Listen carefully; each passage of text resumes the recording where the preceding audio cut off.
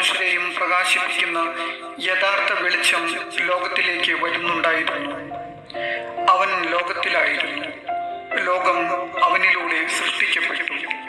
എങ്കിലും ലോകം അവനെ അറിഞ്ഞില്ല. അവൻ സ്വജനത്തിന്റെ അടുത്തേക്ക് വന്നു, എന്നാൽ അവർ അവനെ സ്വീകരിച്ചില്ല.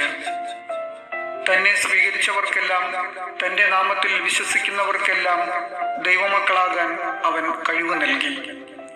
അവർ ജനിച്ചത് രക്തത്തിൽ നിന്നോ ശാരീരിക അഭിലാഷത്തിൽ നിന്നോ പുരുഷന്റെ ഇച്ഛയിൽ നിന്നോ അല്ല, ദൈവത്തിൽ നിന്നത്രേ.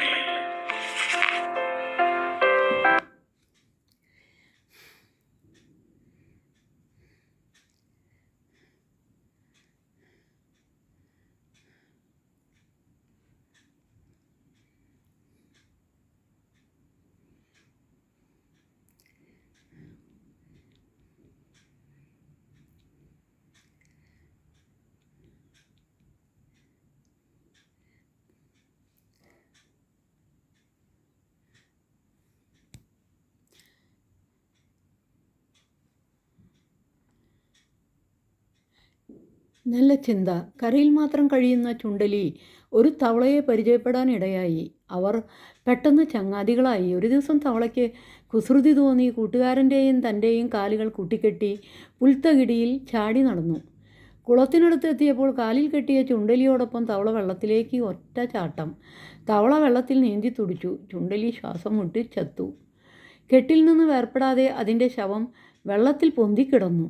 ഇതെല്ലാം നിരീക്ഷിച്ചു കൊണ്ടിരുന്ന പരുന്ത് പറന്നു വന്ന് ചുണ്ടലിയുടെ ശവം കൊത്തിയെടുത്ത് ആകാശത്തേക്ക് പറന്നു. കാലിൽ കെട്ടിക്കിടന്ന തവളയും പരുന്തിൻ്റെ തീറ്റയായി. ഓർക്കുക,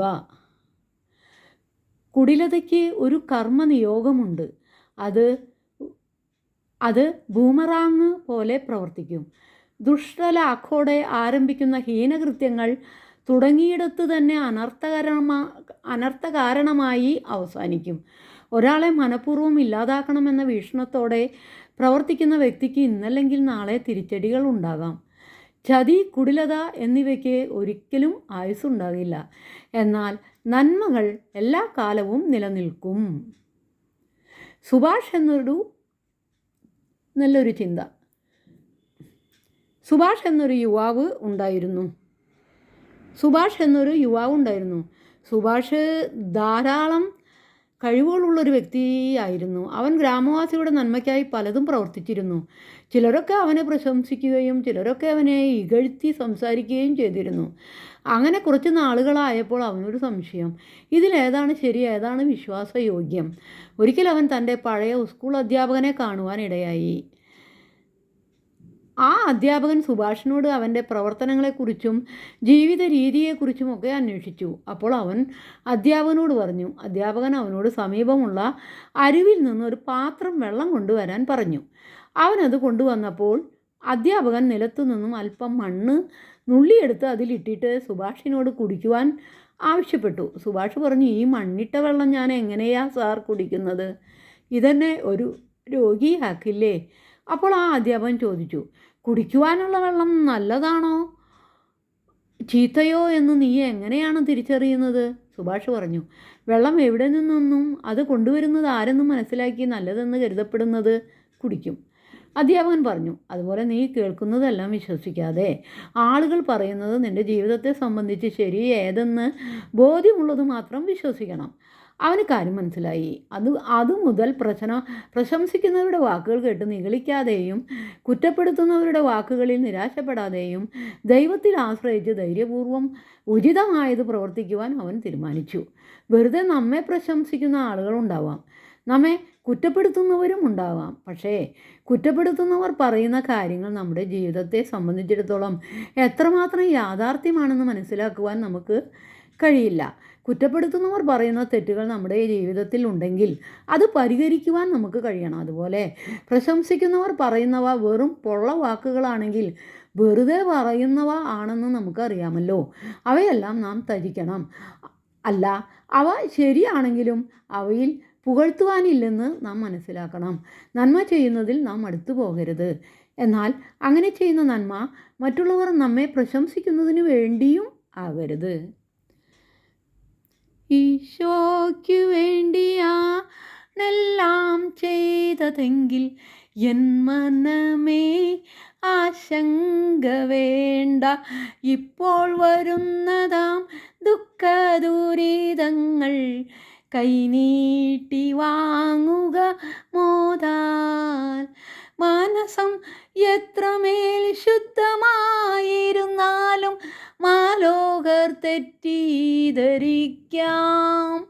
ഉള്ളിൻ്റെ ഉദ്ദേശ ശുദ്ധിയിലെല്ലാരും വിശ്വസിക്കണമെന്നില്ല.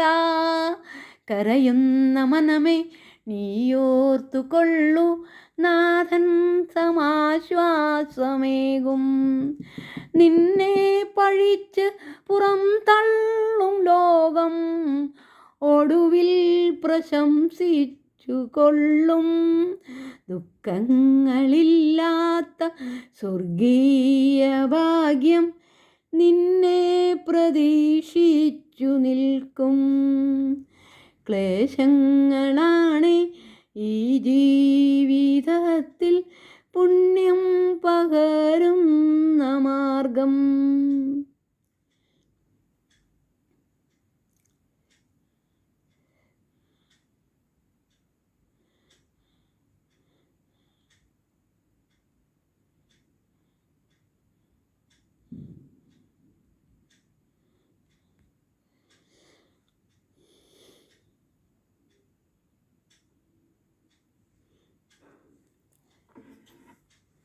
ഞാൻ എൻ്റെ ജീവിതത്തിലെ ഏറ്റവും വലിയ പ്രതിസന്ധി അതിജീവിച്ചത് ജീസസ് ക്രൈസ്റ്റിനെ പ്രാർത്ഥിച്ചിട്ടാണ്. യേശുവിൽ വിശ്വസിക്കുന്നുണ്ടെങ്കിൽ ഭയത്തിൻ്റെ ആവശ്യമില്ല എന്ന് അനുഭവിച്ച ആളാണ് ഞാൻ. ഈ പ്രപഞ്ചത്തെ സൃഷ്ടിച്ച് ലോകത്തെ സൃഷ്ടിച്ച ഈ കാണുന്നതെല്ലാം നമുക്ക് നൽകിയ ദൈവം, മനുഷ്യനെ സൃഷ്ടിച്ച തൻ്റെ രൂപം നൽകിയ ദൈവം, ആ ദൈവത്തിന് പരിഹരിക്കാൻ കഴിയാത്ത ഒരു പ്രശ്നമില്ല. അല്ലാതെ മറ്റുള്ളവരെന്തെങ്കിലും ഒരു വളഞ്ഞ വഴിയിൽ കൂടി ഇത് പരിഹരിക്കാൻ ഒരു മാർഗ്ഗമില്ല. പ്രാർത്ഥനയല്ലാതെ മറ്റൊരു മാർഗ്ഗമില്ല. നമ്മളെ കരുതലോടെ ഒരു കുഞ്ഞിനെ കയ്യിൽ താങ്ങുന്നത് പോലെ യേശു താങ്ങി നിർത്തുമെന്നാണ് എനിക്ക് തോന്നിയിട്ടുള്ളത്. പല പ്രതിസന്ധികൾ വരുമ്പോഴും നമ്മളതിനെ അതിജീവിക്കുന്നത്. ഞാൻ എൻ്റെ ജീവിതത്തിലെ ഏറ്റവും വലിയ പ്രതിസന്ധി അതിജീവിച്ചത് ജീസസ് ക്രൈസ്റ്റിനെ പ്രാർത്ഥിച്ചിട്ടാണ്. ഞാൻ എൻ്റെ ജീവിതം വഴിമുട്ടിപ്പോകുമെന്നെല്ലാവരും വിചാരിച്ചു. ഇവിടെ വെച്ച് അവസാനിച്ചു എന്ന് കരുതിയ ഘട്ടങ്ങളുണ്ടായിരുന്നു. രാഷ്ട്രീയമായി എന്നെ നശിപ്പിച്ചു എന്ന് ചിന്തിച്ചവരുണ്ട്. പക്ഷെ അവിടെ നിന്നെല്ലാം എന്നെ കൈപിടിച്ച് കൊണ്ടുവന്നത് യേശു ക്രിസ്തുവാണ് എന്ന് ഞാൻ എപ്പോഴും പറയാറുണ്ട്. അതിലെനിക്ക് എൻ്റെ അമ്മയും എൻ്റെ അച്ഛനും ഞാനും യേശുവിൽ വിശ്വസിക്കുന്നു.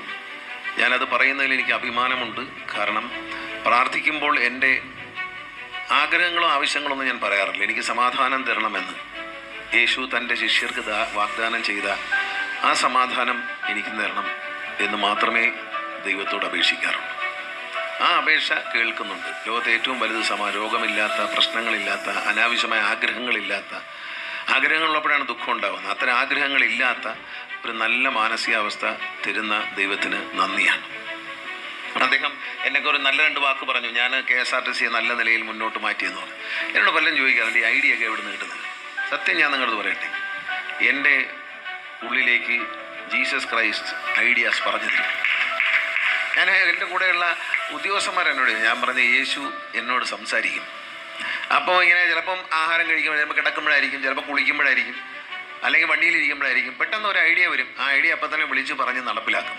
ആ നടപ്പിലാക്കുമ്പോൾ അത് വിജയിക്കുന്ന എന്തെന്നുകൊണ്ട് വന്നാൽ ഈ ഐഡിയ ആരുടേതാണ്? ഗണേഷ് കുമാറിൻ്റെ അല്ല, ദൈവത്തിൻ്റെതാണ് എന്നുള്ളതാണ്. മനസ്സിലായോ? എന്തുകൊണ്ടാണ് ഐഡിയ വിജയിച്ചത്? നമ്മുടെ പല ഐഡിയകളും പൊട്ടിപ്പൊളിഞ്ഞ് പാളീസായി പോകും. പക്ഷേ ദൈവം നിർദ്ദേശിക്കുന്ന ആശയങ്ങൾ, ഐഡിയകൾ അത് വിജയിക്കും. ഇത് പറയുമ്പോൾ നിങ്ങൾ വിശ്വസിക്കണമെന്നില്ല. ഇത് കേൾക്കുന്നവർ, അതിനെ പരിഹസിക്കുന്നവന്മാരും കാണും. അതിലൊന്നും എനിക്കൊരു വിഷമമില്ല. ദൈവത്തിനെ പുകഴ്ത്തി പറഞ്ഞുകൊണ്ട് പരിഹാസം ഏൽക്കുന്നത് സന്തോഷമുള്ള കാര്യമാണ്. അതൊരു ഒരു അനുഗ്രഹമായി ഞാൻ കരുതുന്ന ആളാണ്.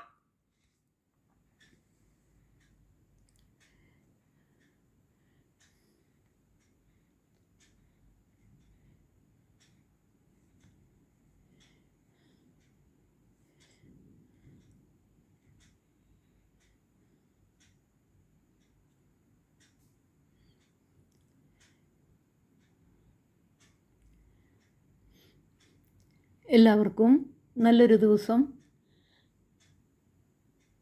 ആശംസിക്കുന്നു. പ്രാർത്ഥനയോടെ നന്മ വരട്ടെ എല്ലാവർക്കും.